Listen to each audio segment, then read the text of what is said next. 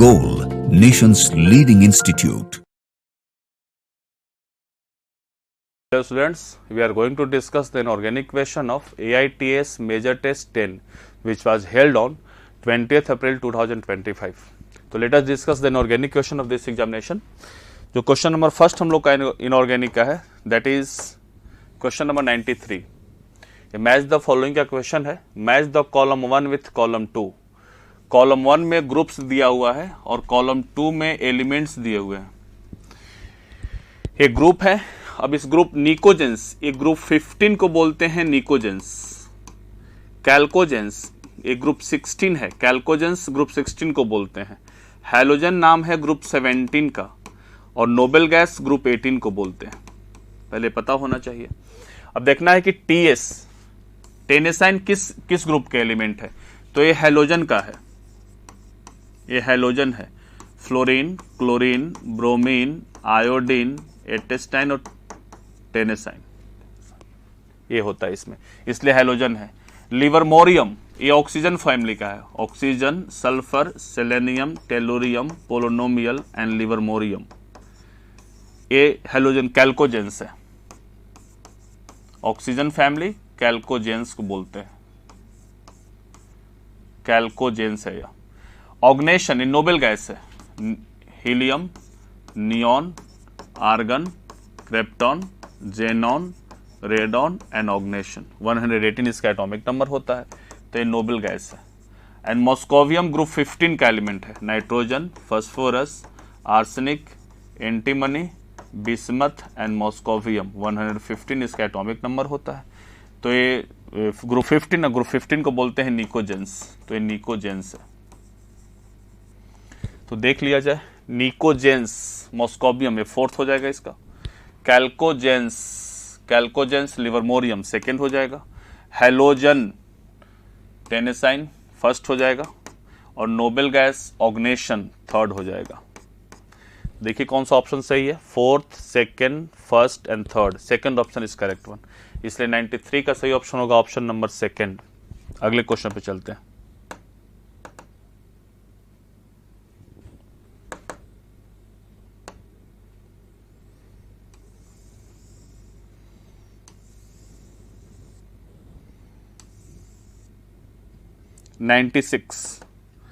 Next question हम लोग का 96 है.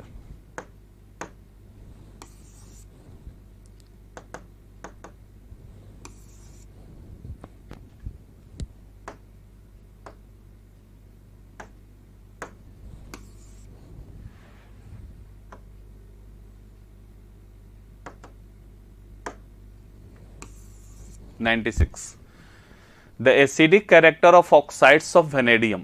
वेनेडियम के ऑक्साइड का एसिडिक कैरेक्टर चेक करना है. इसमें V2O5 है. वेनेडियम का +5 ऑक्सीडेशन स्टेट. इसका नेचर तो एम्फोटेरिक है, लेकिन मैं एक चीज आप लोग को यहां बताना चाहता हूं.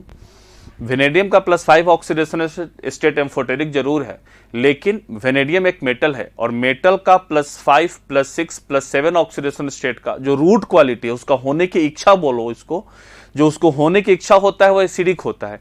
इसीलिए वेनेडियम का +5 एम्फोटेरिक जरूर है, लेकिन इसमें एसिडिक कैरेक्टर ज्यादा होता है और बेसिक कैरेक्टर कम होता है. ये मोर एसिडिक लेस बेसिक है तो एम्फोटेरिक दोनों कैरेक्टर है, लेकिन एसिडिक कैरेक्टर ज्यादा होता है. VO2 है वेनेडियम का +4 चार्ज. याद रखिएगा मेटल के +4 ऑक्सीडेशन स्टेट वाले जनरली एम्फोटेरिक होते हैं, इसलिए एम्फोटेरिक नेचर के भी होंगे. लेकिन अगर दोनों में बात किया जाए कि एसिडिक कैरेक्टर किसका ज्यादा है, तो +4 का एसिडिक कैरेक्टर कम होगा, +5 का एसिडिक कैरेक्टर ज्यादा होगा. ऑक्सीडेशन स्टेट बढ़ने से एसिडिक कैरेक्टर बढ़ते हैं. और एक V2O3 है, तो V2O3 कंप्लीट बेसिक है. ये बेसिक नेचर के होते हैं, इसलिए इसमें बेसिक कैरेक्टर ज्यादा होगा, एसिडिक कैरेक्टर इसमें है ही नहीं. तो एसिडिक स्ट्रेंथ का ऑर्डर पूछा है, तो सबसे ज्यादा एसिडिक होगा +5 वेनेडियम का, V2O5, उसके बाद +4, उसके बाद V2O3 हो जाएगा. इसलिए यही ऑर्डर होगा एसिडिक कैरेक्टर का. V2O5, VO2 एंड V2O3 पहला ही सही है, इसलिए 96 का सही ऑप्शन होगा ऑप्शन नंबर फर्स्ट. अगले क्वेश्चन पे चलते हैं.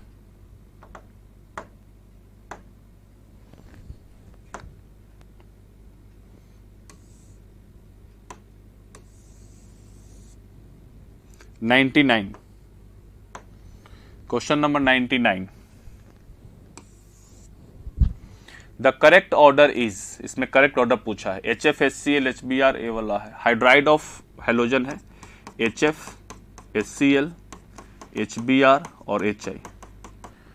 तो बॉन्ड लेंथ का बात किया जाए तो बॉन्ड लेंथ बढ़ता है। मैं बार बार बच्चों को बोलता हूं कि सारे हाइड्राइड में ऐसे ही डिस्कस कीजिएगा। बॉन्ड लेंथ बढ़ेगा, बॉन्ड एनर्जी घटेगी, बॉन्ड एनर्जी घटेगी तो थर्मल स्टेबिलिटी भी घटेगी। एसिडिक कैरेक्टर सभी हाइड्राइड का डाउन द ग्रुप बढ़ता है, क्योंकि बॉन्ड लेंथ बढ़ता है तो डिसोसिएशन आसान हो जाता है, इसलिए आसानी से H+ दे सकता है वो। दूसरा इसका एक और रीजन होता है कि कंजुगेट बेस इसका मोर स्टेबल होता है, बिगर साइज का कंजुगेट बेस ज्यादा स्टेबल होता है। ग्रुप में साइज देखते हैं, पीरियड में इलेक्ट्रोनेगेटिविटी चेक किया जाता है।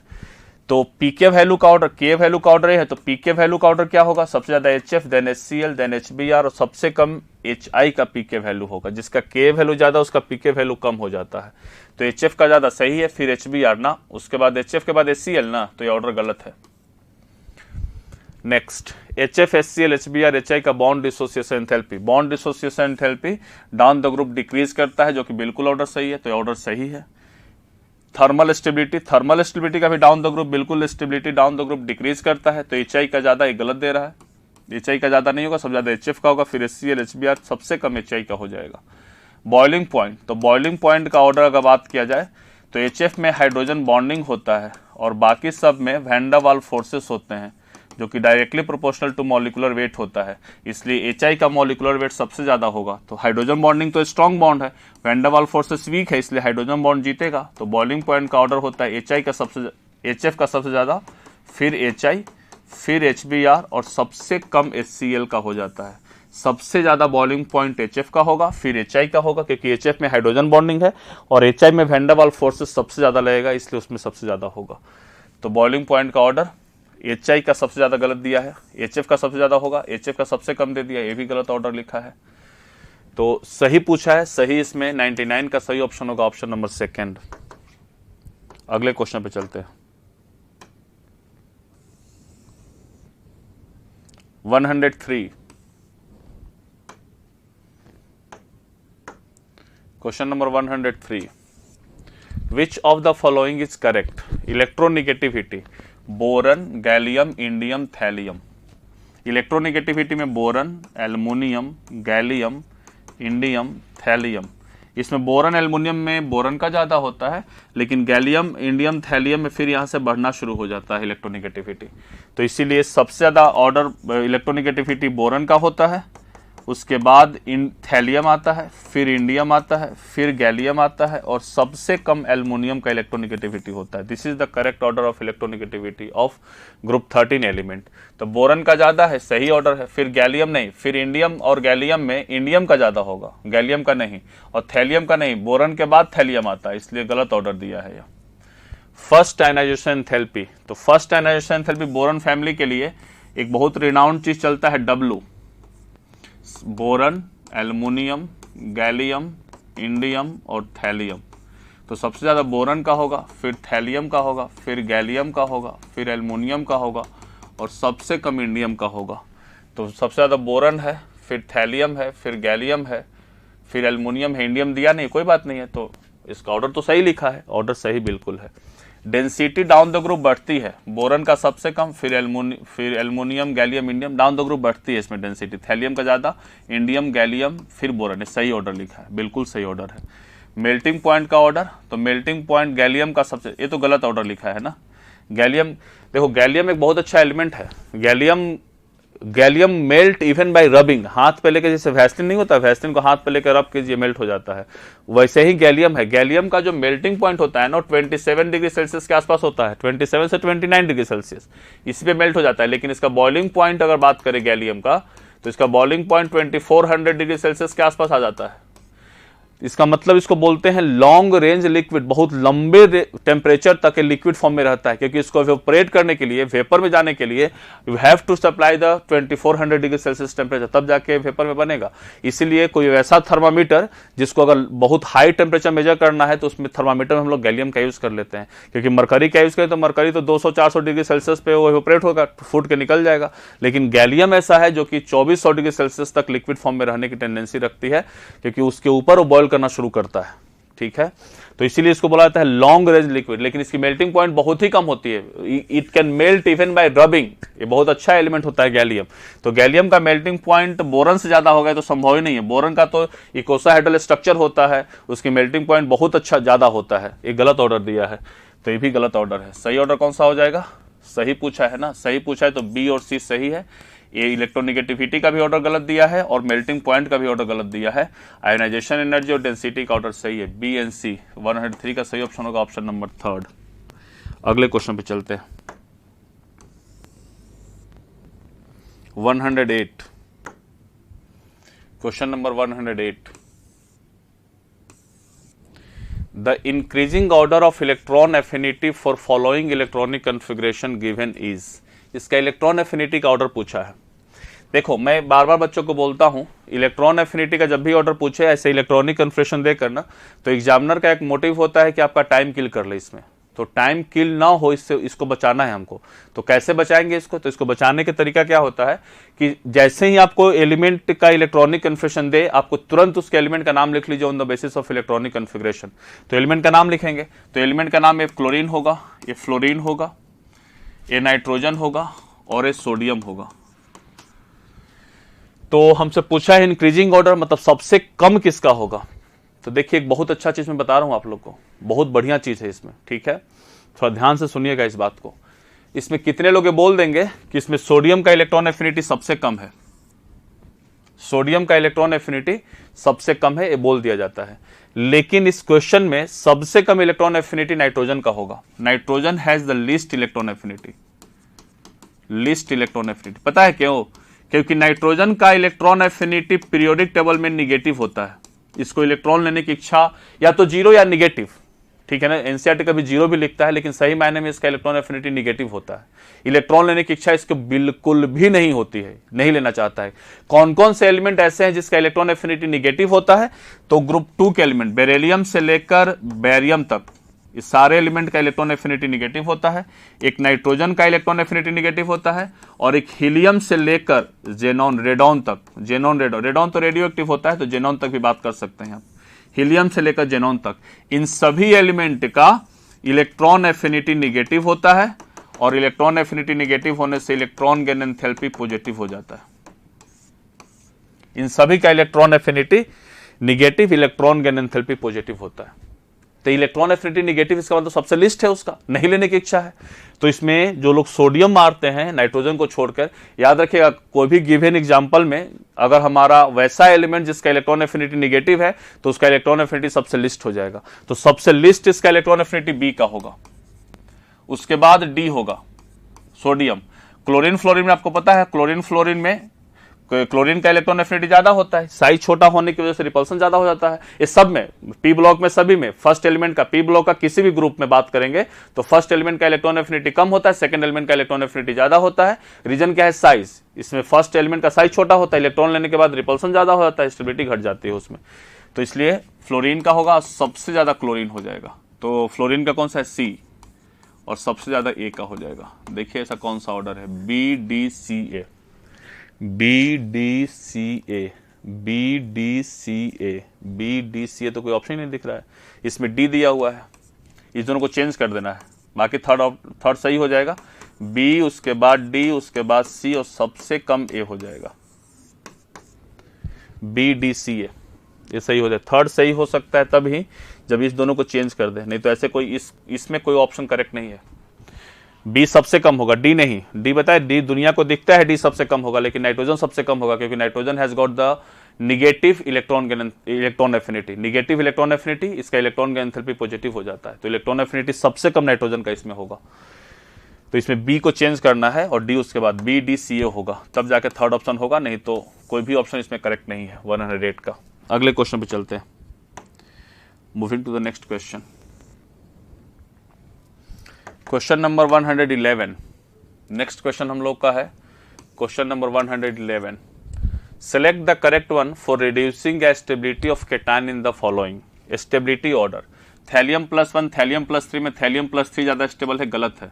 ये पूरी दुनिया को पता है कि थैलियम +1 और थैलियम +3 में थैलियम +1 ज्यादा स्टेबल होता है। रीजन क्या है? Inert pair effect. Inert pair effect thallium में लगने की वजह से इसका ऑक्सीडेशन स्टेट +2 से घट जाता है, स्टेबिलिटी उसकी घट जाती है। +3 हायर ऑक्सीडेशन स्टेट ज्यादा स्टेबल नहीं होता है, लोअर ऑक्सीडेशन स्टेट ज्यादा स्टेबल होता है, इनर्ट पेयर इफेक्ट की वजह से। पता होगा आप लोग को। रिड्यूसिंग कैरेक्टर थैलियम +1 अच्छा है थैलियम +3 से। देखो जरा सा, अब थैलियम +1 थैलियम +3 में जाना चाहेगा तब नहीं ऑक्सीडाइज होगा, ऑक्सीडेशन करेगा और ये रिड्यूसिंग एजेंट की तरह काम करेगा। तो बताओ कि थैलियम +1 थैलियम +3 में क्यों जाना चाहेगा? थैलियम +1 ज्यादा स्टेबल है, जब ज्यादा स्टेबल है तो लेस स्टेबल की तरफ मूव करना नहीं चाहेगा। इसका मतलब कि इस रिएक्शन का ई नोट वैल्यू निगेटिव हो जाएगा। ई नोट वैल्यू निगेटिव हो तो delta G note value positive हो जाएगा, और delta G note value positive तो रिएक्शन नॉन स्पॉन्टेनियस बन जाएगा, और जब रिएक्शन नॉन स्पॉन्टेनियस बनेगा तो फिर ए थैलियम +3 में जाना नहीं चाहेगा। इसको जाना है, भेजना है तो आपको ऊपर से एनर्जी देना पड़ेगा, कैटलिस्ट दीजिए, टेम्परेचर हाई कीजिए, प्रेशर हाई कीजिए, तब जाके बन सकता है, नहीं तो ऐसे स्पॉन्टेनियस रिएक्शन नहीं है। तो इसीलिए थैलियम +1 बेटर रिड्यूसिंग एजेंट नहीं हो सकता है, कभी नहीं काम कर सकता, इसलिए गलत है। Thallium +1 is never a better reducing agent thallium +3, ये गलत ऑप्शन है। स्टेबिलिटी एल्युमिनियम +3 में, ये भी गलत है। याद रखिएगा, बोरन, एल्युमिनियम, गैलियम, इंडियम और thallium inert pair effect effectively वहीं पे काम करता है जहां पे लेंथेनॉइड कॉन्ट्रैक्शन लग रहा है। जब तक कि लेंथेनॉइड या एक्टिनॉइड कॉन्ट्रैक्शन नहीं आता है तब तक इनर्ट पेयर इफेक्ट इफेक्टिवली काम नहीं करता है।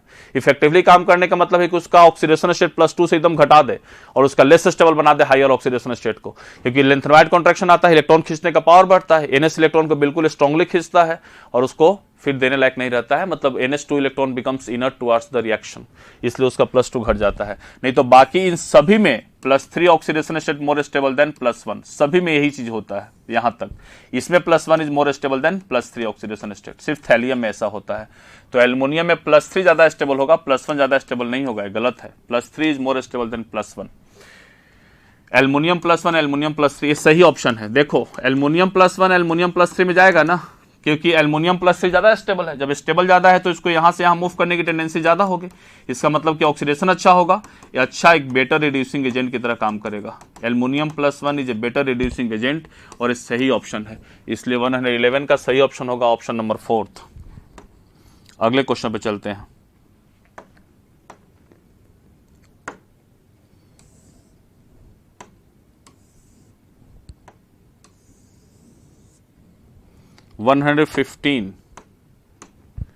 Question number 115 a assertion reason का क्वेश्चन है। FeH2O का whole 6+3 is strongly paramagnetic while FeCN6 3- is weakly paramagnetic. सही है ना? बिल्कुल सही है। Fe+3 है, 4s0 3d5 होगा, और 3d5 में maximum number of unpaired electron है, n की वैल्यू 5 आ जाएगी, और मैग्नेटिक मोमेंट की वैल्यू इसमें √35 बोहर मैग्नेटॉन आ जाएगा।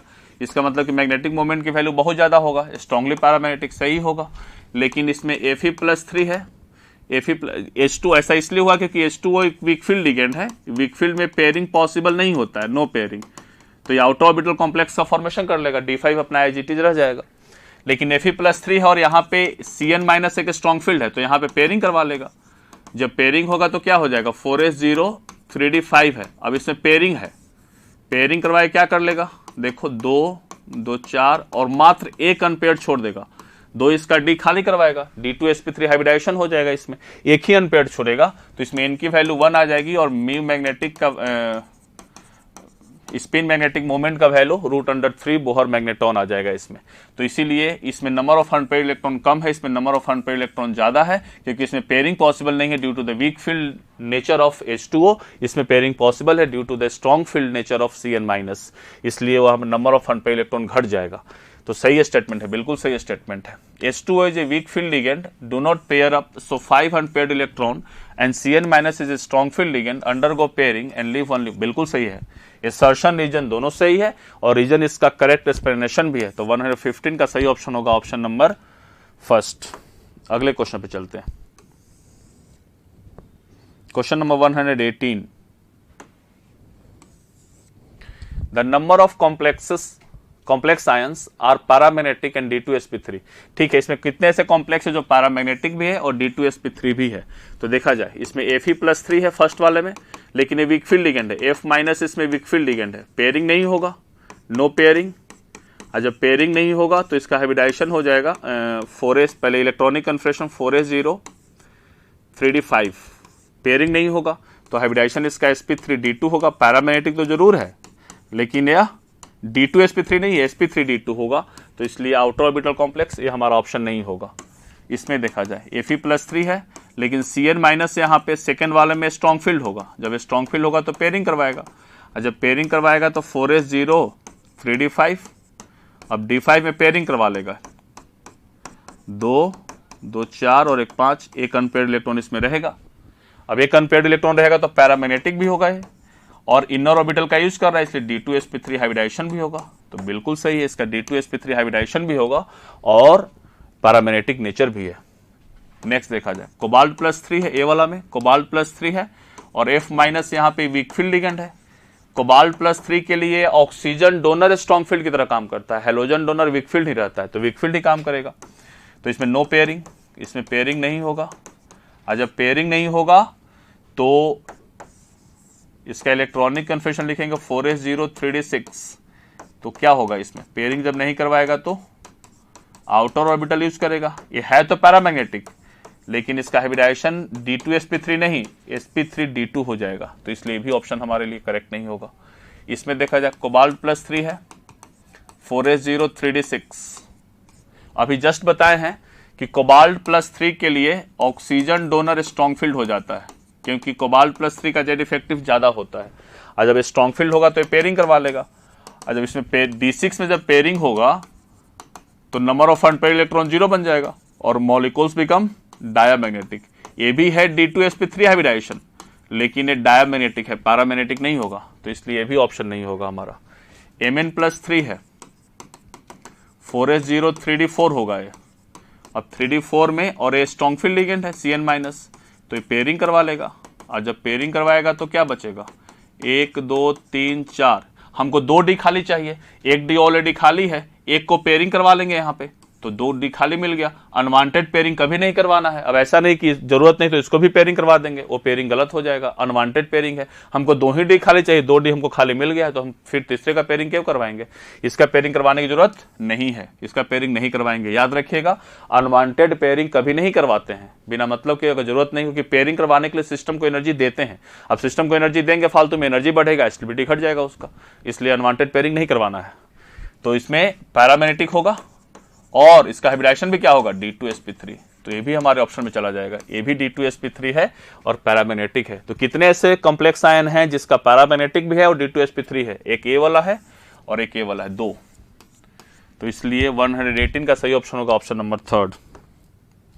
अगले क्वेश्चन पे चलते हैं, question number 123। Select the incorrect sets of hybridization with respect to given example. ClO2 minus Cl, double bond O minus, एक lone pair, 2 lone pair, sp3 hybridisation इसका होगा। स्टेरिक नंबर 4, एक pi bond, 1 sigma 2 lone pair, 4 steric number, sp3 hybridisation बिल्कुल सही statement है। xc double bond O, F xenon के पास 8 electron, तो 1 2 3 4 5 sp3d हाइब्रिडाइजेशन इसका हो जाएगा। 1 2 3 4 5 sp3d सही है स्टेटमेंट है। IF5 के पास, आयोडीन के पास 7 इलेक्ट्रॉन होते हैं, लोन में टोटल इलेक्ट्रॉन 7, एक लोन पेयर बच जाएंगे और 5 बॉन्ड पेयर, तो स्टेरिक नंबर इसका कितना हो जाएगा, 6। हाइब्रिडाइजेशन क्या आ जाएगा, sp3d2। तो इसका sp3 होगा, लेकिन इसका sp3d2 होगा, तो सही नहीं है ना, ये गलत है। और देख लेते हैं, NO2 माइनस, तो N double bond O minus, nitrogen के पास एक लोन पेयर बचेगा, हाइब्रिडाइजेशन इसका sp2 होगा। NO2 N double bond O lone pair, sorry free radical. अब देखो, नाइट्रोजन के ऊपर फ्री रेडिकल है, सराउंडिंग एटम का इलेक्ट्रोनेगेटिविटी ज्यादा है, तो फ्री रेडिकल भी चला जाता है हाइब्रिड ऑर्बिटल में, तो इसका हाइब्रिडाइजेशन, इसका भी हाइब्रिडाइजेशन sp2 होगा। अगर सराउंडिंग कोई फ्री रेडिकल किसी एटम पे है और सराउंडिंग एटम का इलेक्ट्रोनेगेटिविटी अगर ज्यादा है, तो वो फ्री रेडिकल भी हाइब्रिड ऑर्बिटल में जाना चाहता है। जैसे CF3 फ्री रेडिकल, इसका हाइब्रिडाइजेशन sp3 होता है, क्योंकि इसका इलेक्ट्रोनेगेटिविटी ज्यादा है फ्लोरीन का। लेकिन अगर यही CH3 फ्री रेडिकल ले लिया जाए तो इसका हाइब्रिडाइजेशन sp2 होता है, क्योंकि इसका इलेक्ट्रोनेगेटिविटी कम है। सराउंडिंग एटम का अगर इलेक्ट्रोनेगेटिविटी ज्यादा होगा तो फ्री रेडिकल भी हाइब्रिड ऑर्बिटल में जाता है, तो इसलिए इसका भी हाइब्रिडाइजेशन sp2 होगा। ये भी सही है, दोनों का sp2, इसका भी sp2, इसका भी sp2, ये सही है। N3 minus, N triple bond N, coordinate bond N minus इसका हाइब्रिडाइजेशन sp हो जाएगा, सही है। NO2 plus N double bond O plus इसका भी हाइब्रिडाइजेशन sp हो जाएगा, 2 सिग्मा बॉन्ड, तो ये भी सही है। पूछ रहा है कि गलत कौन है इसमें, तो गलत कौन है, सेकंड में इसका तो sp3d होगा लेकिन इसका sp3d2 होगा, तो इसलिए 123 का सही ऑप्शन होगा ऑप्शन नंबर सेकंड। अगले क्वेश्चन पे चलते हैं। 131 question number 131, KMnO4 oxidises I minus in neutral, faintly alkaline and acidic medium respectively. ठीक है, देखो MnO4 माइनस में अगर हम I माइनस को डालेंगे, मीडियम न्यूट्रल रखेंगे या फेंटली एल्कलाइन, वीकली एल्कलाइन, तो MnO4 माइनस MnO2 में जाता है और I माइनस IO3 में कन्वर्ट होता है। लेकिन अगर यही हम MnO4 माइनस को I माइनस में डालें, मीडियम एसिडिक कर दें, तो एक खुद रिड्यूस होता है Mn+2 में और I माइनस को ऑक्सीडाइज करता है I2 में, तो IO3 माइनस NI2 रिस्पेक्टिवली होगा। IO3 पहला, I2 थर्ड ऑप्शन करेक्ट है इसमें। 131 का सही ऑप्शन होगा ऑप्शन नंबर थर्ड। अगले क्वेश्चन पे चलते हैं। Question 134, consider the following sequence of reaction, ammonium chloride react with NaOH to give ammonia gas. कौन से गैस देते हैं, अमोनिया गैस देगा ये, ठीक है। It will give the ammonia gas plus NaCl भी देता है और साथ में H2O भी दे देगा। जो गैस इवॉल्व हुआ है, अमोनिया गैस इवॉल्व हुआ है, Y के साथ रिएक्शन करेंगे, in the presence of base brown PPT मिलता है, तो Y यहाँ पे नेस्लर्स रिएजेंट होता है, Nessler's reagent in the presence of base, ये ब्राउन PPT देता है आयोडाइड ऑफ मिलन्स बेस। किसका देता है, आयोडाइड ऑफ मिलन्स बेस का PPT देता है। क्वेश्चन क्या पूछ रहा है, फाइंड आउट X क्या है, ammonia, X will be ammonia, and compound Y will be Nessler's reagent, तो नेस्लर्स रिएजेंट का फॉर्मूला होता है K2HgIO4 और साथ में KOH रहता है, बेस रहता है, तो बेस तो यहाँ पे दे दिया है, तो Y क्या बच जाएगा, K2HgIO4 और X कौन सा है, अमोनिया है, तो अमोनिया एंड K2HgIO4। देखो कौन सा ऑप्शन है, ammonia K2HgIO, second option correct है। तो 134 का सही ऑप्शन होगा ऑप्शन नंबर सेकंड। अगले क्वेश्चन पे चलते हैं। 135, question number 135, for the given ionic species the number of ions having D5 electronic configuration. D5 किसके पास है, Fe+2 D6 होता है, कोबाल्ट+2 D7 होता है, Mn+2 D5 होता है, Fe+3 D5 होता है, कॉपर+1 D10 होता है, क्रोमियम+1 D5 होता है। तो D5 कौन कौन से, Mn+2, Fe+3 and chromium plus, 3 ऐसे हैं जिसके पास D5 है, ऑप्शन फोर्थ इसका करेक्ट होगा। तो 135 का सही ऑप्शन होगा option number fourth. This is all about your inorganic question of this examination. Thank you everyone.